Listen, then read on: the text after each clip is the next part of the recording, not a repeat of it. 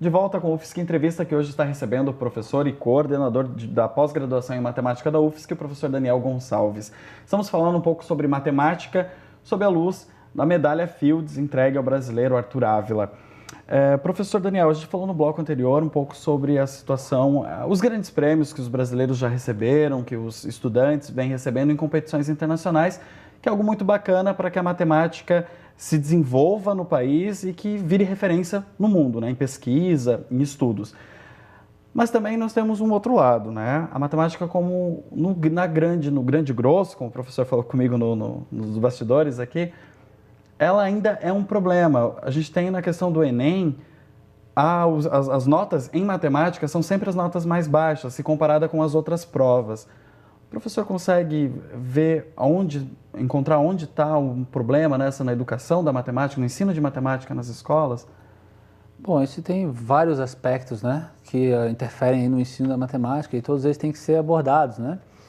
A gente tem um problema da falta de professores em escolas, né? A gente tem a falta de formação de muitos dos professores, que, bom, com a falta de professores acaba, né, que a gente acaba às vezes não sendo muito criterioso na seleção também, né? A gente tem um problema de despertar o interesse dos alunos pela matemática, né? Onde a gente vive hoje numa sociedade muito imediatista, né? A gente quer os resultados na hora e claro que o ensino da matemática hoje passa da contextualização, né? Em trazer problemas do dia a dia para a matemática, para motivá-los, mas em alguns momentos os resultados não vêm imediatamente, precisa da persistência, né? Então a gente tem que conseguir estimular isso nos nossos alunos, né?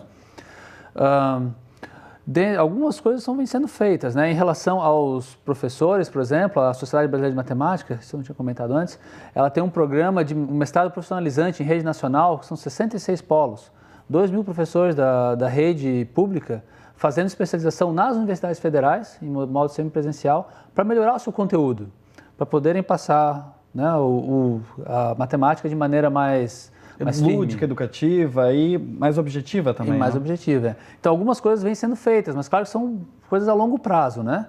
Então, a gente precisa, de alguma maneira, investir nessa educação básica. É claro que o salário de um professor na educação básica, no nosso estado, por exemplo, a gente precisa drasticamente aumentar, né?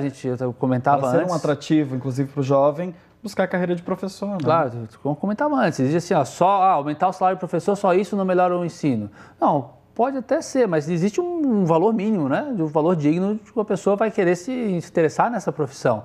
Então, aos salários que se pagam, é difícil trazer alguém para querer ser professor numa escola pública hoje em dia, né?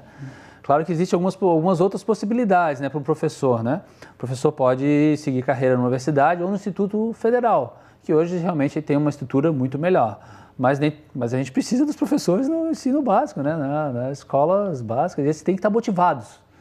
Então a gente precisa, claro, uma melhoria salarial e precisa continuar apoiando essas iniciativas como a da SBM, desse mestrado profissionalizante, trazendo os professores para se renovar, ao mesmo tempo, né, que a gente tem que motivar os nossos alunos, né, a estudarem a matemática, né? Então, tentar trazer problemas do dia a dia para a matemática.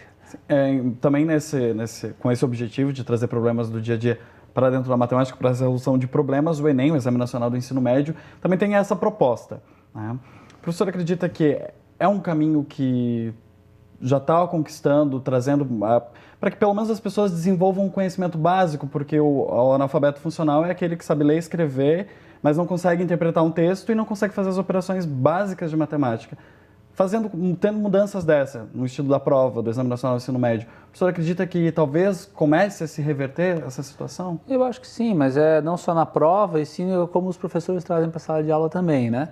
De novo, né? Dos dois lados, o aluno e o professor, né? De novo, é fundamental trazer esses problemas, é fundamental que as pessoas tenham o conteúdo para poder resolver, né? Então, algumas coisas são interessantes, né? Por exemplo, o meu filho de 6 anos, a gente já ensinou a tabuada dos 5, porque a gente tem um relógio de parede, onde ele quer saber as horas. Tem o 1, o 2, o 3, o 4, né? E ele quer saber os minutos. Ele diz, 1 é 5, né? Então, quando tem o 2, o que é? 2 vezes, é 5 mais 5, 2 vezes. Então, em casa, a gente já faz. Ele está muito longe de aprender a tabuada ainda no colégio, mas a tabuada dos 5 ele já sabe. num probleminha que era que ele queria ver as horas. Mas daí não é o professor como professor, é o professor como pai também. O professor como pai, a família incentivando. Assim como Exato. a leitura também tem que incentivar o conhecimento da matemática. Claro, a leitura a gente, né, sempre lê à noite para os filhos em voz alta para incentivar. A matemática também tem que se trazendo os probleminhas já desde criança para E aprender o horário é uma das aprender. primeiras coisas mesmo, que a criança tem a curiosidade de sozinha saber que horas são. E claro. Até às vezes para fazer uma atividade. E a tabuada é um dos primeiros contatos, né? Que é contato com a matemática. Então a gente precisa disso para criar esse gosto, porque como eu estava falando, a matemática é como se fosse uma escadinha, né? Como tu estava me falando, né? A história de vencer as fases de um videogame, né? Se a criança em algum momento ela se desmotiva, ou por vários fatores, em algum momento ela não gosta da professora, a professora talvez, infelizmente aquele semestre, né, só teve professor um mês, ela perde esse degrau. E a partir do momento de perder esse degrau, é muito difícil passar para o próximo. Então é muito provável que essa pessoa não vai entender a matemática ali, e aí não vai mais entender o próximo. E como você vai gostar de uma coisa que você não entende? Sim, você perdeu Não, ninguém gosta do que não entende, né? Eu lembro que eu, por exemplo, não sabia inglês. Até a 6ª, 7ª série, eu odiava inglês. Entrei num cursinho particular na época de inglês, para poder passar com 7 no colégio. Não, né, depois, hoje em dia, eu adoro, mas é que a gente não tem como não gostar de alguma coisa, né, de gostar de alguma coisa que a gente não conhece. Sim. Isso acaba refletindo nessas provas feitas no Brasil. Tem a Prova Brasil, que em 2011, o resultado final diz que 12% dos estudantes de 9º ano do ensino fundamental não possuem, não demonstram aprendizado suficiente para o nível de ensino que se esperava. Então é uma defasagem, tanto isso que o professor estava falando, tanto do aprendizado, do próprio aluno, falta algo, uma base, e também falta para o professor um incentivo. Existe algum outro programa que o professor conheça, às vezes até fora do Brasil, que o Brasil possa se espelhar? Olha, existem... As brincadeiras, assim, o que hoje em dia está muito comum é a brincadeira com o cubo mágico também, né? Que as escolas estão fazendo, incentivadas, para buscar tirar daquele exemplo ali algo matemático mesmo, né? Sim, sim. Olha, assim, não sei exatamente assim de cabeça um outro programa de um outro lugar que possa ser aplicado, assim. Eu vejo assim, precisa realmente um choque de investimento, né? Sim. Que a gente vê hoje no ensino superior, que ou não, o governo federal investiu muito, a gente tem qualidade e temos quantidade, né? Existe muito. Agora, no ensino médio, meio que o governo federal lava as mãos, é problema do Estado. O Estado, em geral, de maneira geral, não tem tanto, né? O fundamental é do município. O fundamental é do município, mas o médio é do Estado, né? Sim. Então, e aí fica assim e a gente fica, né, à mercê. Eu acho que a gente precisaria realmente uma valorização da profissão de professores, né?